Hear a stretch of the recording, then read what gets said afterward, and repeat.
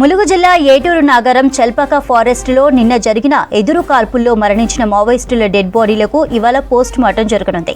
ఆ తర్వాత మృతదేహాలను కుటుంబ సభ్యులకు అప్పగించనున్నారు పోలీసులు. డెడ్ బాడీలను ముందు ములుగు జిల్లా ఆసుపత్రికి తరలిస్తామన్న పోలీసులు తర్వాత ప్లాన్ మార్చి ఏటూరు నాగరం తీసుకొచ్చారు. ట్రాక్టర్లో డెడ్ బాడీలను చిన్నబోయినపల్లి వరకు తీసుకువెళ్లిన పోలీసులు అక్కడి నుంచి ఏటూరు నాగరం ఏరియా హాస్పిటల్కు తీసుకువెళ్లారు. ములుగు జిల్లా ఆసుపత్రి నుంచి ఫ్రీజర్ బాక్స్లను డీసీఎం ద్వారా ఏటూరు నాగరం తీసుకొచ్చారు.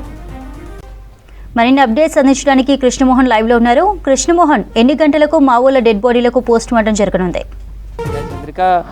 10 గంటల ప్రాంతంలో ఏటూరు నాగరం ప్రభుత్వ ఆసుపత్రిలో నిన్న ఎన్కౌంటర్లో చనిపోయినటువంటి 7గురి సంబంధించిన మృతదేహాలకు పోస్ట్ మార్టం నిర్వహించున్నారు. ఇప్పటికే ఫోరెన్సిక్ సంబంధించిన నిపుణులు కావచ్చు, వైద్యులు కూడా అక్కడికి చేరుకుంటున్నారు. అయితే నిన్న ఎన్కౌంటర్ జరిగిన తర్వాత కూడా స్పాట్లోనే పంచనామా నిర్వహించారు. ఆ తర్వాత అక్కడి నుంచి కూడా రాత్రి సమయంలో మొదట ఏటూరు నాగరంకు డెడ్ బాడీస్ను తరలించారు. అక్కడి నుంచి ములుగు ప్రభుత్వ ఆసుపత్రికి తరలించాలనేది పోలీసులు భావించారు. అందులో భాగంగానే రాత్రి 10 గంటల సమయంలో 7గురు డెడ్ బాడీలతోటి కూడా ట్రాక్టర్లో ములుగు బయలుదేరారు. కానీ కొద్దిసేపటికి అంటే చిన్నబోయినపల్లి సమీపం రావడంతో పోలీసులు ఆ ప్లాన్ మార్చారని చెప్పొచ్చు.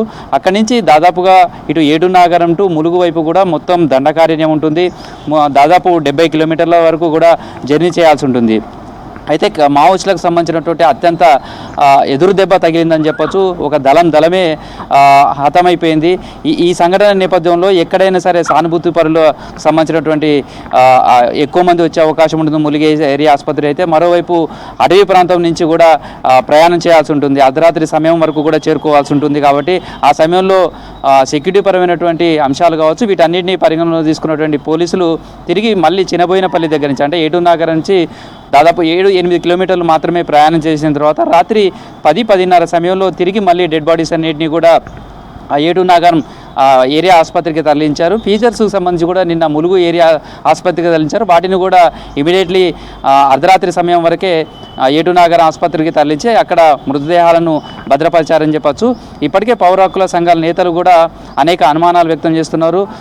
దళంపైన దాడి నేపథ్యంలో కూడా పోలీసుల ఎన్కౌంటర్ను ఫేక్ ఎన్కౌంటర్గా వాళ్ళు పేర్కొనడం, తర్వాత ఫుడ్ పాయిజన్ జరిగిందనే అనుమానాలు కూడా వ్యక్తం చేస్తున్న నేపథ్యంలో ఫోరెన్సిక్ నిపుణుల సారథ్యంలో తర్వాత ఈ పూర్తి స్థాయి విచారణ జరిగిన తర్వాతనే పోస్ట్ మార్టం అన్ని కూడా నిర్వహించాలంటూ కూడా వాళ్ళు డిమాండ్ చేస్తున్న నేపథ్యంలో ప్రస్తుతం అయితే ఫోరెన్సిక్ నిపుణులను తర్వాత వైద్యులను కూడా అక్కడికి పోస్ట్ మార్టం నిర్వహించేందుకు ఏటూరు నాగరం ఆసుపత్రికి తరలిస్తున్నారు. ఎన్కౌంటర్ నేపథ్యంలో మావోయిస్టుల నుంచి ఏదైనా ప్రతిఘటన వచ్చే అవకాశం ఉన్న నేపథ్యం, తర్వాత నిన్న ఎన్కౌంటర్ తర్వాత కూడా 8 మంది వరకు కూడా తప్పించుకున్నారనేది పోలీసులు భావిస్తున్నారు. ఈ నేపథ్యంలోనే మొత్తం ఇటు ఛత్తీస్గఢ్ తెలంగాణ సరిహద్దు ప్రాంతం, ఇటు గోదావరి తీర ప్రాంతం కావడం, అటు భూపాలపల్లి, అదేవిధంగా మహబూబాద్, ఇటు ములుగు 3 జిల్లాలలో కూడా పోలీసులు విస్తృతమైనటువంటి కూంబింగ్ నిర్వహిస్తున్నారు. మావోయిస్టులకు సంబంధించినటువంటి డెడ్ బాడీస్ అంతా కూడా ఏటూరు నాగరం ఏరియా ఆసుపత్రిలోనే ఉన్నాయి. కాబట్టి భారీగా పోలీసుల భద్రత అయితే అక్కడ కనిపిస్తుంది. భద్రు ఇటు నర్సంపేట, ఇల్లందుకు సంబంధించినటువంటి ఏరియా కమాండర్గా ఆయన కొనసాగుతున్నారు. దాదాపు 10 సంవత్సరాల పైన సుదీర్ఘంగా ఆయన ఈ ఏరియాలో దళ కమాండర్గా కొనసాగుతున్నారు. మావోయిస్టులో అత్యంత కీలకమైనటువంటి నేత. ఆయన పై 20 లక్షల రూపాయల రివార్డు కూడా పోలీసులు ప్రకటించి ఉన్నది. ఈ నేపథ్యంలోనే మావోయిస్టులకు సంబంధించినటువంటి ఏదైనా దుశ్చర్య పాల్పడే అవకాశం ఉన్న నేపథ్యంలో పోలీసులు అయితే భారీ భద్రత ఏర్పాటు చేశారు. ఎక్కడికక్కడ కూంబింగ్ నిన్నటి నుంచి కూడా కొనసాగుతుందని చెప్పచ్చు.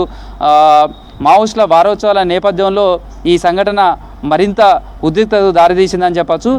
గత కొద్ది రోజులుగా చూస్తే దాదాపు కొన్నేళ్లుగా ములుగు జిల్లా అయితే ప్రశాంతంగానే ఉంది. ఈ మధ్య కాలంలో జరిగినటువంటి ఎన్కౌంటర్లన్నీ కూడా ఒక 3 జరిగాయి. దీంతోపాటు ఇది 4వ ఎన్కౌంటర్. కానీ ములుగు సరిహద్దు ప్రాంతంలోనే జరిగిన ఇటు కొత్తగూడెం ప్రాంతంలో కావచ్చు, అదేవిధంగా ఛత్తీస్గఢ్ తెలంగాణ సరిహద్దుల ప్రాంతంలోనే మాత్రమే ఈ 3 ఎన్కౌంటర్లు జరిగాయి. కానీ ములుగు జిల్లాలో అతిపెద్ద ఎన్కౌంటర్గా చెప్పవచ్చు. రాష్ట్రంలోనే ఈ మధ్య కాలంలో జరిగినటువంటి అతిపెద్ద ఎన్కౌంటర్గా ఇది చెప్పుకోవచ్చు. దాదాపు 7గురు చనిపోవడం, తర్వాత మరొక 8 మంది వరకు కూడా తప్పించుకున్నారనేది పోలీసులు భావిస్తున్నారు.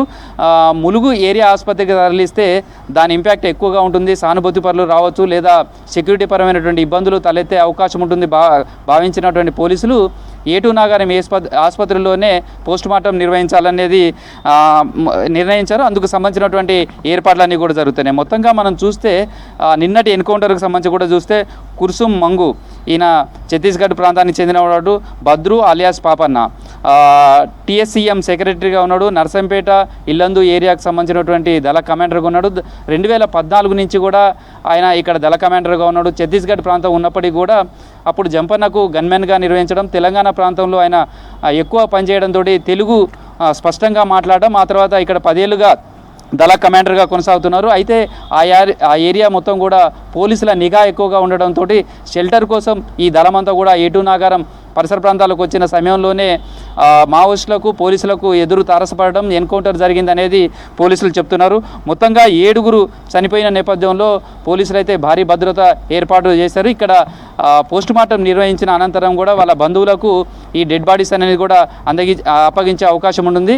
ఈ చనిపోయిన వాళ్ళలో జమున మినహా మిగతా వాళ్ళంతా కూడా ఛత్తీస్గఢ్ రాష్ట్రానికి చెందిన వాళ్ళే కావడంతో అక్కడి నుంచి ఈజీగా ఛత్తీస్గఢ్ వాళ్ళ స్వగ్రామానికి పంపించడానికి కూడా A2 నాగారం నుంచి ఈజీగా ఉంటుంది.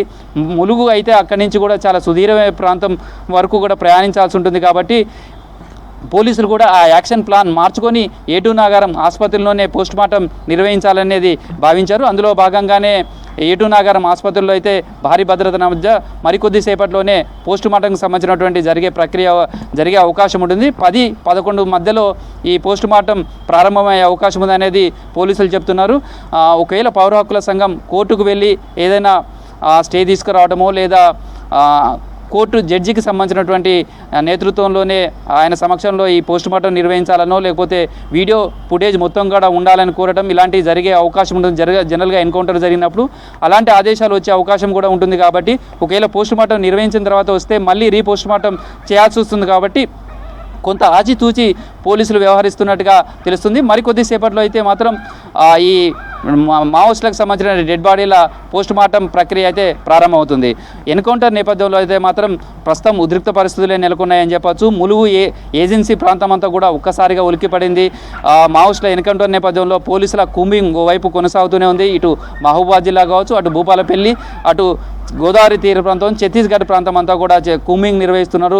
పోలీసులంతా జల్లెడ పడుతున్నారు. కొంతమంది మావోయిస్టులు తప్పించుకున్నారనే అనుమాన నేపథ్యంలో కూడా స్పెషల్ పార్టీ పోలీసులు కావచ్చు, గ్రేహౌండ్స్ పోలీసులు కూడా ఈ ప్రాంతం అంతా కూడా క్షుణ్ణంగా తనిఖీ చేస్తున్నారని చెప్పుకోవచ్చు. చంద్రిక. రైట్ కృష్ణమోహన్.